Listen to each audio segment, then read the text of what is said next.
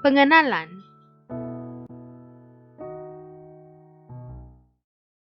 Sistem pentadbiran di Malaysia merupakan kesinambungan daripada British dan banyak dipengaruhi oleh corak pemerintahan British. Sistem pemerintahan dan pentadbiran Malaysia adalah berpaksikan kepada sistem raja berperlembagaan dan sistem demokrasi berparlimen. Sistem raja berperlembagaan, ketua negara ialah Yang di-Pertuan Agong yang dipilih melalui giliran dalam Majlis Raja-Raja Melayu, menjalankan pentadbiran yang termaktub dalam perlembagaan dan juga mempunyai kuasa budi bicara. Sistem demokrasi berparlimen, pemilihan ketua negara dan wakil rakyat dipilih sendiri oleh rakyat melalui pilihan raya umum yang diadakan 5 tahun sekali. Parlimen terdiri daripada dewan-dewan seperti Dewan Rakyat dan Dewan Negara. Doktrin pengasingan kuasa. Di bawah doktrin pengasingan kuasa, terdapat 3 elemen yang dikenali sebagai badan legislatif atau badan perundangan, badan eksekutif atau badan pelaksana dan juga badan judisiari iaitu badan kehakiman. Badan legislatif mempunyai bidang kuasa perundangan dan juga berfungsi menggubal undang-undang. Institusi di bawah badan legislatif ialah parlimen iaitu Dewan Rakyat dan Dewan Negara. Badan eksekutif mempunyai bidang kuasa dalam hal ehwal pemerintahan. Badan eksekutif diterajui oleh Yang di-Pertuan Agong dan juga Kabinet. Badan judisiari pula merangkumi bidang kuasa kehakiman dan dilaksanakan oleh pihak mahkamah. Jentera Pentadbiran Kerajaan Malaysia. Jentera Pentadbiran Kerajaan Malaysia dapat dibahagikan kepada 3, iaitu Jentera Pentadbiran Kerajaan Pusat, Jentera Pentadbiran Kerajaan Negeri dan juga Jentera Pentadbiran Kerajaan Tempatan.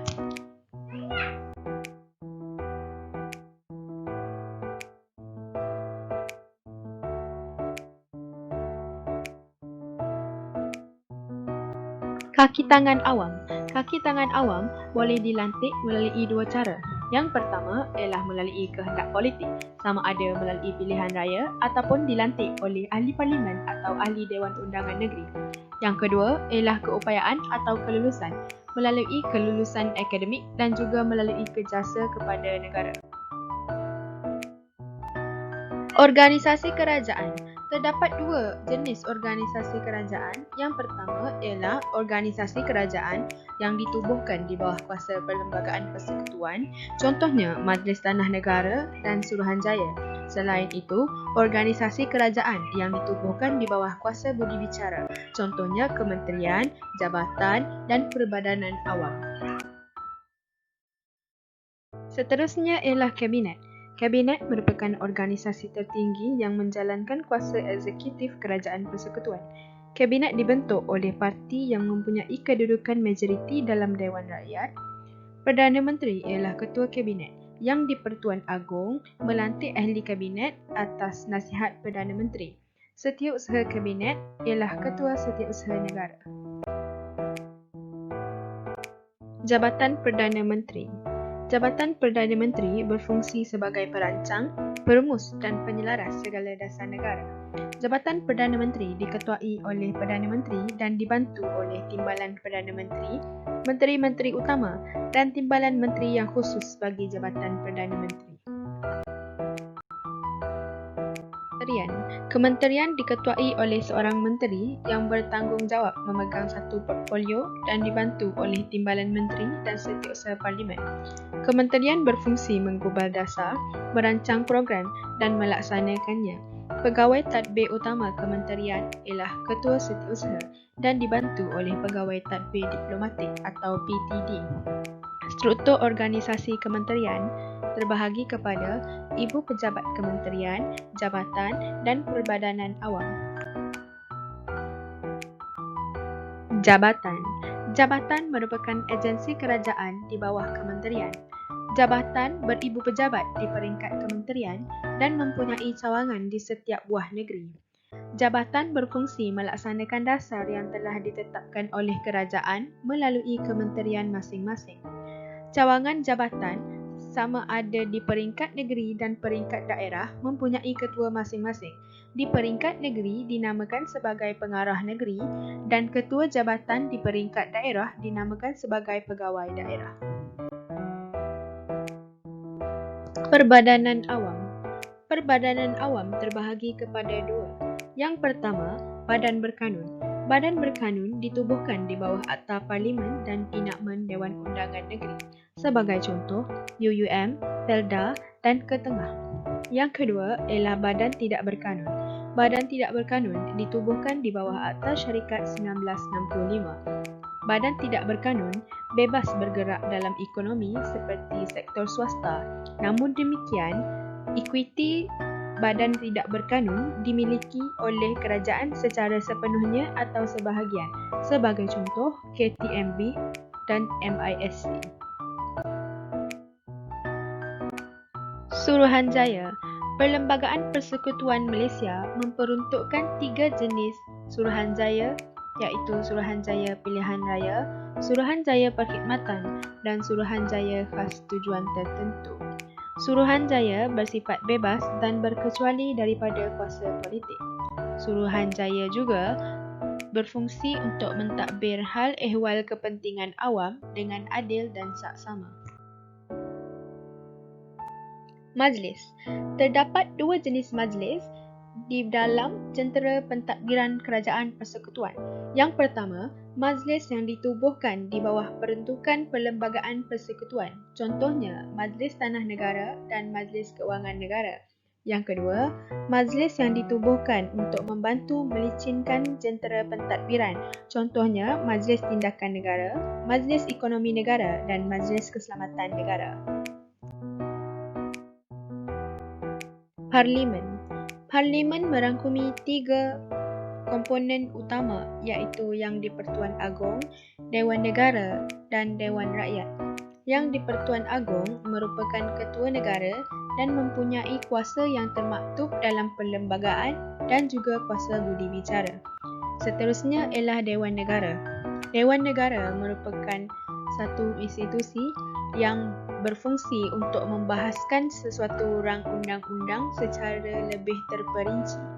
Keahlian Dewan Negara dapat dilihat dari 3 cara, iaitu yang pertama, 2 orang wakil dari setiap negeri yang dipilih dalam Dewan Undangan Negeri, 2 orang wakil dari wilayah Persekutuan Kuala Lumpur dan wilayah Persekutuan Labuan yang dilantik oleh Yang di-Pertuan Agong. Yang ketiga, 40 orang yang dilantik oleh Yang di-Pertuan Agong melalui jasanya kepada negara. Dewan Rakyat. Dewan Rakyat merupakan dewan yang berfungsi membahaskan undang-undang. Dewan Rakyat mempunyai keahlian seramai 222 orang yang telah menang pilihan raya umum di peringkat Parlimen. Jentera Pentadbiran Kerajaan Negeri. Organisasi yang ditubuhkan di bawah kuasa budi bicara Kerajaan Persekutuan. Yang pertama, Majlis Mesyuarat Kerajaan. Majlis Mesyuarat Kerajaan diketuai oleh Menteri Besar atau Ketua Menteri. Exco dari kalangan ahli Dewan Undangan Negeri yang memenangi pilihan raya peringkat Dewan Undangan Negeri. Ahli Majlis Mesyuarat Kerajaan dilantik oleh Sultan atau Yang di-Pertua Negeri atas nasihat Menteri Besar atau Ketua Menteri. Di Sarawak dikenali sebagai Majlis Tertinggi dan Sabah dikenali sebagai Kabinet. Seterusnya ialah Jabatan Negeri. Jabatan Negeri mempunyai tanggungjawab kepada Kerajaan Negeri dan juga tanggungjawab kepada Kerajaan Negeri dan Persekutuan. Cawangan Jabatan Persekutuan berfungsi melancarkan proses pentadbiran Kerajaan Pusat, bertanggungjawab kepada Kerajaan Persekutuan tetapi tertakluk kepada penyelarasan Kerajaan Negeri. Pejabat Setiausaha dan Kewangan Persekutuan. Pejabat Setiausaha dan Kewangan Persekutuan terdapat hanya di Sabah dan Sarawak.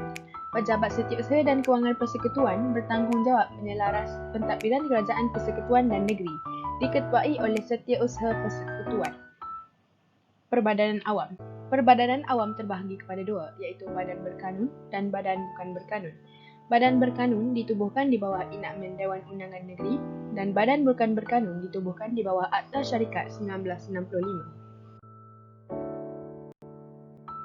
Organisasi yang ditubuhkan di bawah kuasa Perlembagaan Negeri atau Undang-Undang Tubuh Kerajaan Negeri ialah Suruhanjaya. Terdapat Suruhanjaya Tetap dan Suruhanjaya Khas. Suruhanjaya bersifat berkecuali dan bebas daripada pengaruh politik. Contoh Suruhanjaya Tetap, Suruhanjaya Perkhidmatan Awam Negeri. Jentera Pentadbiran Negeri di Semenanjung Malaysia. Di peringkat negeri, Exco merupakan penggerak kepada pelaksanaan dasar-dasar yang telah dirancang. Majlis Eksekutif diketuai oleh Menteri Besar dan dibantu oleh ahli yang mewakili Dewan Undangan Negeri masing-masing. Di peringkat daerah, pejabat daerah dan tanah merupakan pemantau kepada pelaksanaan dasar-dasar tersebut. Majlis Perbandaran diwujudkan di sebuah daerah yang mempunyai kepadatan penduduk seramai 10,000 orang atau lebih dan mempunyai punca ekonomi sendiri. Di peringkat mukim, diketuai oleh penghulu atau penggawa. Pejabat penghulu atau penggawa disediakan di setiap mukim. Di peringkat kampung, ketua kampung mengetuai pentadbiran di peringkat kampung dan dibantu oleh satu badan penasihat iaitu JKPK. Pentadbiran peringkat negeri Sabah dan Sarawak. Di Sabah, terdapat dua peringkat pentadbiran iaitu daerah yang diketuai oleh pegawai daerah dan kampung yang diketuai oleh ketua anak. Di Sarawak, terdapat 4 bahagian pentadbiran. Yang pertama, bahagian yang diketuai oleh residen. Yang kedua, daerah yang diketuai oleh pegawai daerah. Yang ketiga, daerah kecil. Dan yang keempat, kampung yang diketuai oleh penghulu. Atur pentadbiran kerajaan tempatan. Kerajaan tempatan bertanggungjawab ke atas hal ehwal tempatan. Taraf kerajaan tempatan lebih rendah daripada kerajaan pusat dan kerajaan negeri, mempunyai kuasa mendakwa dan boleh didakwa. Kuasa autonomi kerajaan tempatan terhad dari segi kuasa autonomi kewangan, dan juga kerajaan tempatan berfungsi memberi kemudahan dan perkhidmatan kepada penduduk setempat seperti perkhidmatan kebersihan dan juga pembetungan. Jenis-jenis kerajaan tempatan. Terdapat 3 jenis kerajaan tempatan. Yang pertama ialah Dewan Bandaraya. Kriteria bandaraya, Persilah mempunyai penduduk melebihi 100,000 orang dan hasil pendapatan melebihi 20 juta ringgit setahun. Seterusnya, Majlis Perbandaran. Kawasan bandar yang mempunyai penduduk lebih daripada 100,000 orang dan hasil pendapatan tahunan melebihi 5 juta ringgit. Akhir sekali, Majlis Daerah, iaitu kawasan luar bandar yang mempunyai penduduk kurang daripada 100,000 orang dan pendapatan tahunan kurang daripada 5 juta. Isu semasa berkaitan tajuk. Isu semasa yang telah dipilih berkaitan tajuk Jentera Pentadbiran Kerajaan Malaysia ialah isu pertukaran Speaker Dewan Rakyat Tan Sri Muhammad Arif Muhammad Yusof. Pada 12 Julai 2020, Perdana Menteri Malaysia Tan Sri Muhyiddin Yassin mengusulkan supaya kerusi yang di-Pertua Dewan Rakyat dikosongkan. Lalu pada 13 Julai 2020, usul mendapat sokongan majoriti ahli Dewan Rakyat menerusi undi belah bahagi. Dan pada 13 Julai 2020 juga, Datuk Azhar Azizan Harun dilantik sebagai yang di-Pertua Dewan Rakyat yang baru.